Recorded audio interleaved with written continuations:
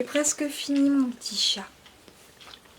J'ai le droit de finir, j'ai le droit de finir ou pas du tout.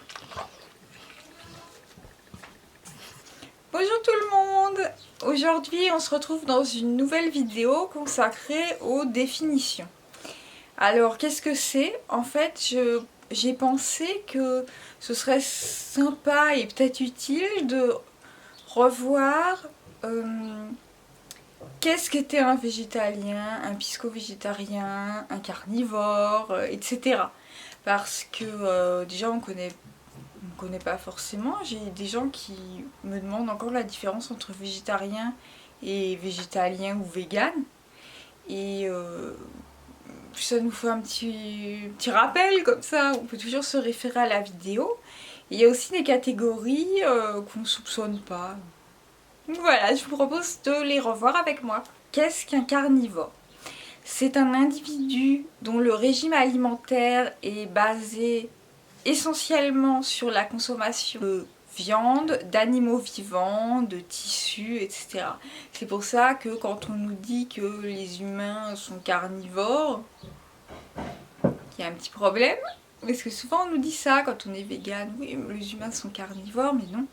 Les humains n'ont jamais couru après une vache pour la mordre, la déchirer avec leur bouche et s'en nourrir à main nue avec le sang qui coule sur leur menton. Personnellement, j'ai jamais vu ça. Si vous avez vu ça, ne me dites rien, appelez juste la police. Omnivore ensuite. L'omnivore, individu dont le régime alimentaire est basé sur la consommation de viande et de végétaux. En fait, les deux se trouvent. D'accord? Traditionnellement, les êtres humains dans notre société sont omnivores. Végétariens. Alors, les végétariens, ce sont des individus dont le régime alimentaire exclut la consommation de chair et de viande. Pisco-végétarien. Alors, c'est la même chose qu'un végétarien, sauf que il consomme du poisson et donc de la chair animale. C'est pour ça que je ne comprends pas vraiment pourquoi on dit végétarien, mais l'appellation traditionnelle est pisco-végétarien. On arrive sur les végétaliens. Alors, le végétalien, c'est un individu dont le régime alimentaire exclut tout produit d'origine animale, c'est-à-dire la viande, bien entendu, mais aussi le lait, les œufs, le beurre, le fromage, tout ce que vous pouvez imaginer qu'on obtient par la traite des animaux, j'ai envie de dire. Qu'est-ce qu'un vegan?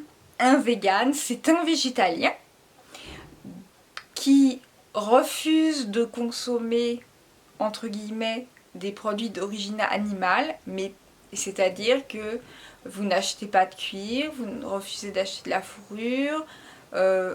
C'est un engagement, si vous voulez, le véganisme qui est global. C'est pas un régime alimentaire parce que il existe des végétaliens qui ne sont pas véganes. Par contre, des véganes pas végétaliens, ça n'existe pas. Alors, si vous êtes végane, c'est un engagement global à portée politique puisque votre corps lui-même devient un lieu de résistance, un lieu d'expression. C'est aussi l'engagement, vous vous faites entendre en fait à travers le boycott des produits. Et voilà, c'est ça être vegan. En fait, le vegan adopte un mode de vie respectueux pour tous les êtres vivants. C'est-à-dire, c'est aussi ne plus utiliser de produits qui ont été testés sur les animaux, par exemple en cosmétique ou les produits ménagers.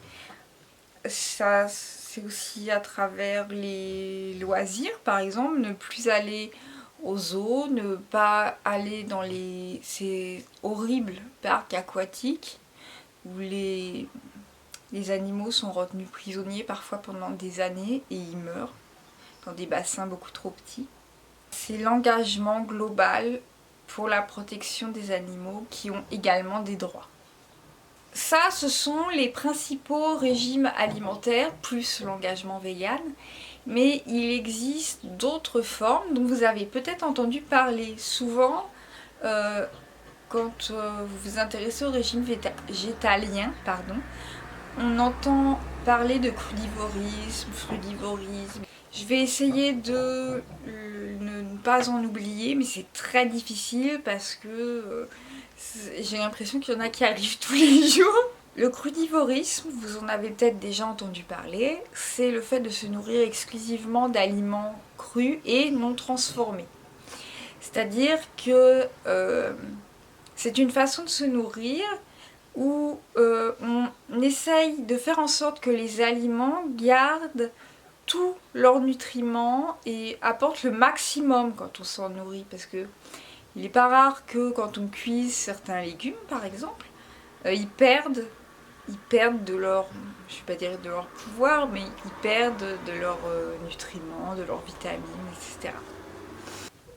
Le frugivorisme, c'est le fait de se nourrir exclusivement de fruits. Ensuite, on va s'intéresser aux flexitariens. C'est un mot qu'on entend quand même pas mal récemment. Il s'agit de végétariens dont la pratique est assez, on va dire, souple. C'est-à-dire qu'ils sont majoritairement végétariens à ne pas consommer de la chair animale, mais ça peut leur arriver de temps en temps de se nourrir de chair animale. Alors personnellement, un flexitarien pour moi n'est absolument pas un végétarien, mais c'est comme ça qu'on le définit. Et je vous ai pas parlé de la dernière catégorie encore, qui est, là c'est un régime alimentaire et j'ai mis en dernier pour une bonne raison. C'est les herbivores. Alors souvent quand on est vegan, on se fait traiter d'herbivores. Mais les herbivores mangent uniquement des végétaux. Ce qui n'est quand même pas notre cas, on mange aussi des céréales, on mange aussi plein d'autres choses, on ne mange pas que des légumes. Voilà, voilà. Je crois que j'ai rien oublié. Si vous voyez, vous, d'autres régimes alimentaires, n'hésitez pas à les écrire dans les commentaires ou à nous en apprendre plus.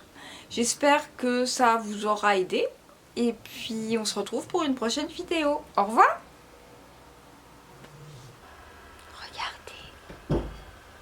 Je voudrais vous montrer en fait dans quelles conditions je filme.